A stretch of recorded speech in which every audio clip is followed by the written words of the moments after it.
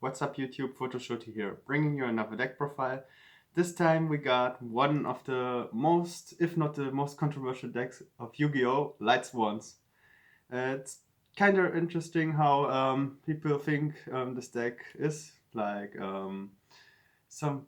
Können wir nochmal von vorne anfangen? What's up YouTube, Photoshooty here, bringing you another deck profile. This time we got one of the most controversial decks in Yu-Gi-Oh! In the form of Lightsworn. And it's kind of interesting. People hate this deck or love this deck. There is no in between. And a lot of people in 2011 thought that this deck was that this deck could have a chance to be meta. But the problem is the three JDs and two Necro Gardeners are not enough. So let's start with the deck profile. Very skillful deck. Yeah, very skillful deck. I know you like the deck a lot. Okay, first we got 3 Judgment Dragons. This card ran to 3 with the September 2011 banned list. It's good. It's good for the deck, obviously, but the problem for this deck is the consistency, and 3 JDs are not that much of a difference compared to lists with 2. But it helps to be able to drop the third. Then we got 3 Wolf. It's good. We know how frustrating this card can be for yourself or for the opponent. And double Lila, for back row, this card is kind of obvious. Then we got double Raikou, a card that's very versatile. You could even use it in some junk decks because it had some great synergy with Junk Synchron. In this deck, it's just destroying cards like Thunder King. Then we have 1 Lumina. This card was at 1. You would obviously play more if you could. 1 Aaron. I like this card a lot because it's people set more in this format than someone would think most of the time, and like sending a Dandelion or a Raikou, for example, or even something like a Snowman Eater back into the deck is very strong. Or even when they just set their Sangan and you deny them the search, this card can be very useful. Then we run only 1 Garrett because the thing is, this card works best with Lumina, and thanks to the limitation from Lumina, this card loses quite a lot of power as well. So we don't need more than 1. Then we play the 1 Jane because it's another name, and being able to run off a Thunder King and being stronger than cards like Tengu, even with artifacts, always useful. And 1 Celestia. We have a lot of problems to put monsters on the board, so running more than 1 Celestia would be a potential brick. So I don't think you have to run more than 1. And 1 Honest. This card was at 1, so we play on needing 1 Honest. And double Necro Gardener. This card went to 2, which makes way more of a difference than the unlimitation of Judgment Dragon, because being able to make the second one to negate a second attack and protect the Lumina is has way more of an impact. And double Tragodia, we don't run a lot of protection cards and the 1 Gauss, so we have to run more hand traps so that we don't get killed. This deck needs a couple of turns to set up their OTKs, their triple JD and BLS boards, so we have to survive sometimes. And the 1 Blackluster Soldier, I don't think I have to say anything about this card. It's just ridiculous. Not only in Lightsworn, but especially in Lightsworn, where you have the option to get it back with Beckoning Light because it's a light monster. It's amazing for this deck. We play Plague Spreader and Bulb, and a random card Trooper. The 1 Plague Spreader and Bulb is kind of obvious.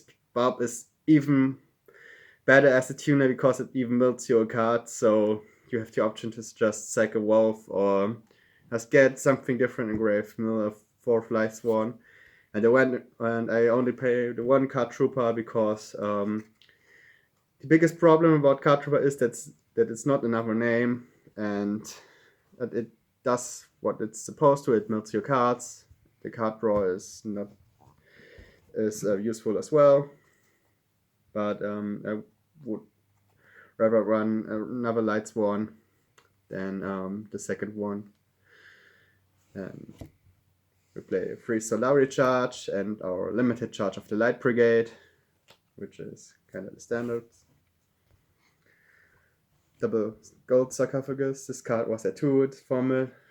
Getting out our JDs and just OTKing our opponent when we got a setup is what we want with this deck. So we have to run Gold Sarc, and we play Stables in this deck: Foolish, Heavy Storm, Monster Reborn, Dark Hole, Pot of Avarice. And we run only 1 MST because we already have back row destruction with our Lila, so I don't think it is necessary to run more than 1 MST. After game 1, when we get to side decking, of course, we have to side in more MSTs because Light Mirror kills this deck, and thanks to Agent being a very popular deck, we have to deal with all the Agent anti-cards, which makes this deck even worse in this format. And 1 duality.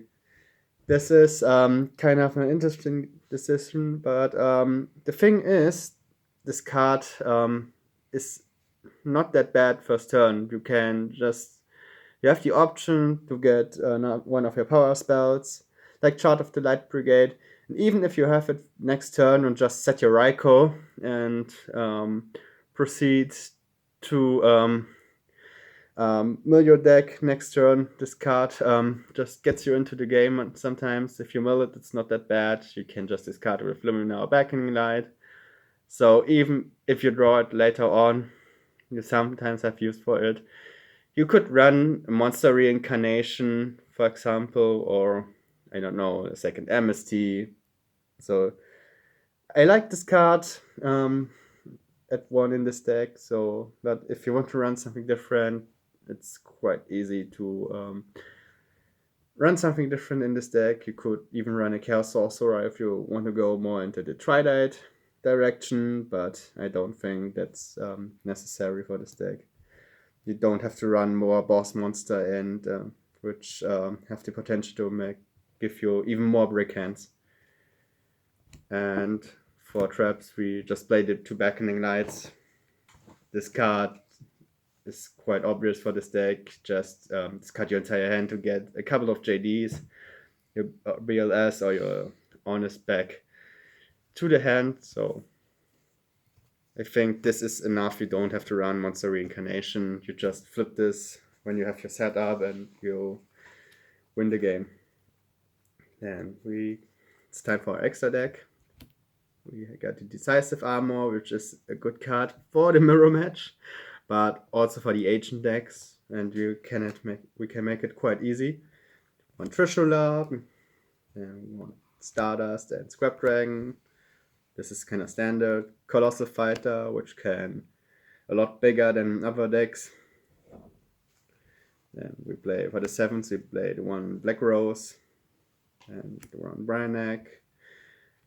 I prefer Orient Dragon over the Gaia because we don't have that much of a problem with high attack monsters, so we don't have to run the Gaia, just run over the Stardust. So having this as an additional removal is way better, because if your opponent has a Stardust on the field, this is better to summon than Brainiac because you don't have to use a card in your hand. Sometimes it's better to use to discard something in the Lightsworn deck, but especially but it can happen that you don't have that much cards in your hand sometimes. So I prefer this even when you don't run a deck with Debris Dragon.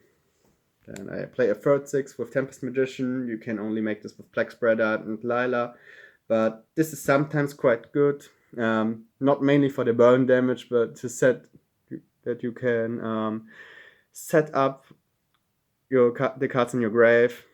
I had quite some situations where I could discard a Necro Gardener or get the third and fourth Lightsworn monster in my grave and just drop 2 JDs. And this card gets an counter on summon when you discard like 3 cards in your hand. This is like 2000 burn damage, then you drop double JD, which is 8k damage. So this card is good. Set up your very skillful OTKs. It's good. Yeah, for 5 we play Hyper Librarian.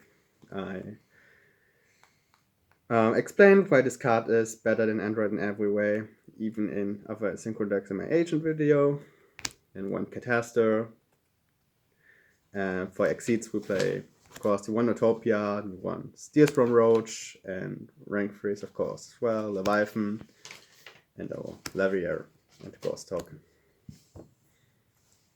Alrighty. Alright, this was my video. If you liked the video, you could leave a like or subscribe to my channel if you guys want more September 2011 content. See you later.